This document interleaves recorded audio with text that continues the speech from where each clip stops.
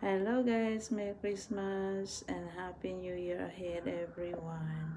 Ito guys, gagawa ko ng sticky rice roll. Binalot ko siya ng wrapper ng spring roll kasi wala akong dahon. Yun siya.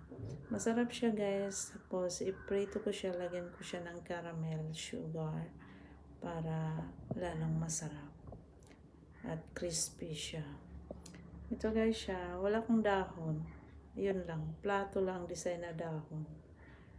Yan. Ito iprito ko siya, lagyan ko na siya ng caramel. Ayun. Ang sarap to guys. Gawin nyo guys. Napaka-easy lang. I-steam mo lang yung sticky rice. Tapos pag ready na siya, ilagay mo siya sa kawali na lagyan mo ng coconut milk at sugar. Tapos palutuin mong sandali.